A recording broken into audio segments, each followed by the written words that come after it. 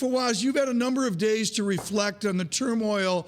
What will Turkey do now with its southern border? How will the dialogue change between Syria, ISIS, the Islamic State, and Turkey?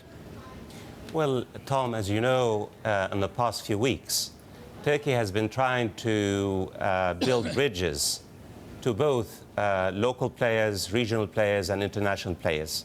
Reconciliations with Israel, reconciliations with Russia, statements about a new chapter in relations between Turkey and Egypt.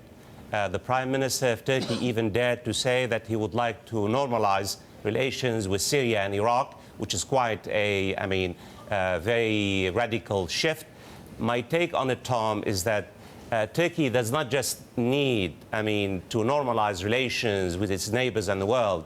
It needs to make peace at home. This is the most important challenge facing Turkey today. My fear is that President Erdogan is going to use this particular moment, as he has said, it's a gift from God. To do what? Yeah. To purge the military, to cleanse the military, a crack down against the judiciary and political rivals. I don't understand. Why would you basically dismiss 3,000 judges and prosecutors? This tells you a great deal that President Erdogan is going to use this particular moment to really cleanse the political system of any rivals, both, in the military and also, in the political landscape, broadly speaking. Dr. Gerges, when I look at the new Turkey and the new military that Mr. Erdogan will have, they need to deal with the ancient question of the Kurds. How will President Erdogan, with the 50% support he has, with the Islamist support, how will he regenerate the Kurdish relationship? I think this is what I meant, President Erdogan. The challenge facing President Erdogan is to make peace at home, is to basically begin the process of reconciliation, not only with his political rivals in Turkey, but also with the Kurds. What you have now, Tom, as you know, in the past year is a kind of a mini civil war between the Turkish state and the Kurds, in particular a small segment, the PKK, which is a very radical and militant segment. But sadly speaking, I don't expect any major shift in the way President Erdogan has dealt with the Kurds. Because remember, this has to do with the quiet of nationalism. He's using, the fight against the PKK in order to really strengthen his position at home.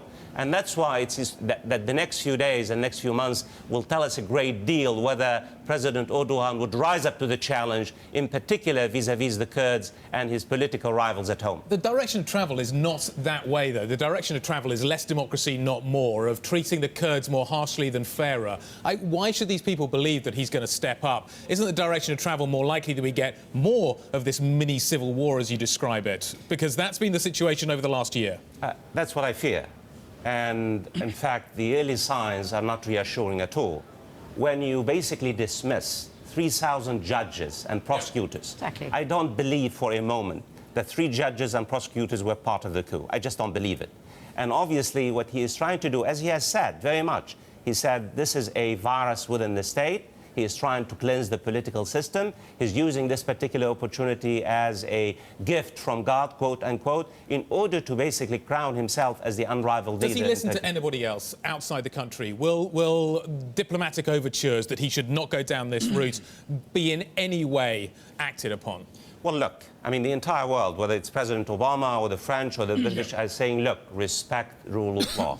You're part of Europe. If you want to join the European Union, you must basically respect the rule of law. President Erdogan does what he does. He does not take any hostages. Right. And my take on it, the tragedy of President Erdogan and Turkish politics is that the opposition is very weak. That is, his party, AK, is the dominant party. Right. And when you have a weak opposition, basically you can do whatever you can. And the coup itself, in fact, provides President Erdogan with the ammunition, right, the ideological ammunition to dominate the political landscape for the next 10 years or so. Fawaz, Erdogan sat at the Istanbul airport in front of the portrait of Ataturk. Ataturk, the 1923 revolution, he died in, I believe, 1938. Did Kemalism die Friday night? Kemalism has been dying for the past 20 or 30 years.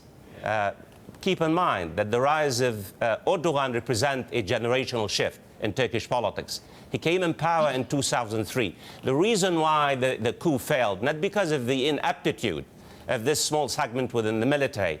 Erdogan, Tom, has been able to create a broadly based social base of support. Millions of Turks have benefited from the economic revolution in Turkey. Remember, Turkey has the largest 17th economy in the world.